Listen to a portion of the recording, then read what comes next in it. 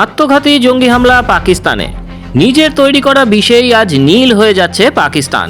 যে সন্ত্রাসবাদকে তারা বছরের পর বছর ধরে লালন পালন করেছে, ভারতের ক্ষতি করার জন্য অস্ত্র হিসেবে ব্যবহার করেছে, আজ সেই বিষধর সাপই তাদের কামড়াতে শুরু করেছে। সীমান্ত পেরিয়ে অন্য দেশে আগুন লাগানোর যে খেলা পাকিস্তান এতদিন খেলে এসেছিল, সেই আগুন এখন ছাই করে দিচ্ছে তাদের নিজেদেরই ঘরবাড়ি এবং প্রশাসনিক কাঠামোকে। বালুচিস্তান স্বাধীনতা ঘোষণা করেছে, অন্যদিকে পাক অধিকৃত কাশ্মীর, খাইবার পাখতুনখোয়া সবকিছুই আজ জ্বলছে। আর্থিক সংকটের পাকিস্তানকে নাড়িয়ে দিচ্ছে তাদের নিজেদেরই সন্ত্রাসী হামলা। এবার হামলা হলো পাকিস্তানের সেনার চেকপোস্টে। সেদেশের সেনাবাহিনী জানিয়েছে, উত্তর পশ্চিম পাকিস্তানে বিস্ফোরক বোঝাই একটা গাড়ি নিরাপত্তা চৌকির দেওয়ালে ধাক্কা মারে। সংঘাতের সঙ্গে সঙ্গে বিস্ফোরণ ঘটে। বিস্ফোরণে অন্তত 15 জনের মৃত্যু হয়েছে, তাদের মধ্যে 12 জনই পাক সেনার সদস্য। পাকিস্তানের সেনাবাহিনী জানিয়েছে, সেনা ছাউনির নিরাপত্তা বলয় ভেদ করে ঢোকার চেষ্টা করেছিল গাড়িটি, কিন্তু তা পারেনি। ব্যর্থ হওয়ার পর বিস্ফোরক বোঝাই গাড়িটি চেকপয়েন্টের বাইরের দেওয়ালে সজোরে ধাক্কা মারে। সেনাবাহিনী বিবৃতি অনুযায়ী বিস্ফোরণে 12 জন সামরিক কর্মীর মৃত্যু হয়েছে। এছাড়া 2 জন পুলিশ কর্মী এবং বন বিভাগের একজন প্রাক্তন কর্তা প্রাণ হারিয়েছেন। বিস্ফোরণের অভিঘাতে চেকপোস্টের ওই দেওয়ালটি মারাত্মকভাবে ক্ষতিগ্রস্ত হয়েছে। জানা গিয়েছে, উত্তর পশ্চিম খাইবার পাখতুনখোয়া প্রদেশের টাঙ্ক জেলায় আত্মঘাতী হামলাটি ঘটেছে। ঘটনাস্থল থেকে আফগানিস্তানের সীমান্ত খুবই কাছে।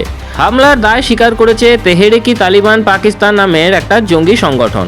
আফগানিস্তানের মদতপুষ্ট বলে পরিচিত এই সন্ত্রাসবাদী সংগঠনটির কার্যকলাপ ঘিরে দুদেশের সম্পর্কের বড় ধরনের চির ধরেছে। কয়েক দফা সীমান্ত সংঘর্ষ হয়ে গিয়েছে দেশ দুটির মধ্যে। এমনকি পাকিস্তান আফগানিস্তানের রাজধানী কাবুলে বোমাবর্ষণ করে সন্ত্রাসী হামলার জবাবও দিয়েছে।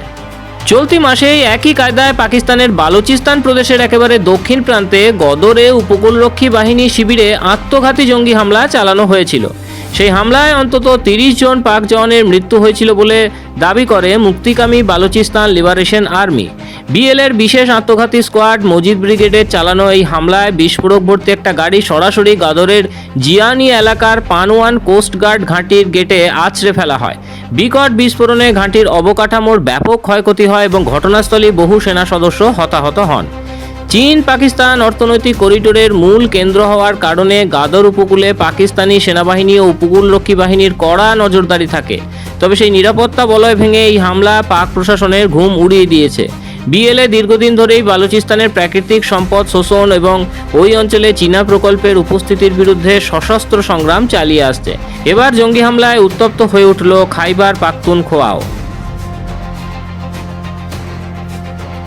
ইতিহাস সাক্ষী যে হিংসার রাজনীতি মানুষকে ধ্বংস করার উদ্দেশ্যে তৈরি হয়, তা কখনো নিজের স্রষ্টাকে ক্ষমা করে না। পাকিস্তান ভেবেছিল তারা সন্ত্রাসবাদকে নিয়ন্ত্রণ করতে পারবে, কিন্তু আজ তারা নিজেরাই নিজেদের তৈরি ভয়ের রাজ্যে বন্দী। অর্থনীতি ভেঙে পড়েছে, নিরাপত্তা বিঘ্নিত, আর সাধারণ নাগরিকরা দিন কাটাচ্ছেন আতঙ্কের ছায়ায়। আজকের এই জ্বলন্ত পাকিস্তান আন্তর্জাতিক সম্প্রদায়ের জন্য এক বড় শিক্ষা।